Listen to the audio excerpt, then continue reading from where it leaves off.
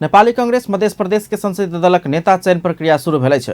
बृहस्पति दिन पार्टी के मध्य प्रदेश कार्यालय जनकपुर धाम में बैसल कार्य संपादन समिति के बैसार 3 सदस्यीय निर्वाचन समिति गठन केलक छै।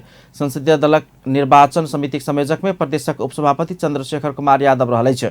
तेना सदस्य सब में महामंत्री बृहस्पति कृष्ण श्रेष्ठ आ सह महामंत्री बिंदु कुमार यादव रहल छन्।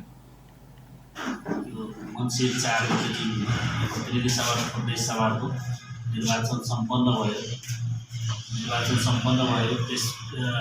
त्यसमा सहयोग गर्नुहुने अब सबै निकायलाई प्रहरी प्रशासन सरकार पार्टीका नेता कार्यकर्ता सबैलाई धन्यवाद ज्ञापन गर्ने निर्णय भयो। नेपाली कांग्रेस मध्य प्रदेश पार्टी के विधान नियमावली और प्रदेश संसदीय दलक विधान के धारा 5 के उपधारा 3 अनुसार निर्वाचन कर लागल छै। चुनाव के मिति तो का बाकी रहल छै। तेना प्रदेश कांग्रेस मधेश में नेपाली कांग्रेसक नेतृत्व में सरकार बनेबाक लेल आवश्यक वार्ता संवाद आ परामर्श करबाक जिम्मेवारी प्रदेश सभापति कृष्ण प्रसाद यादव के देल गेल छै।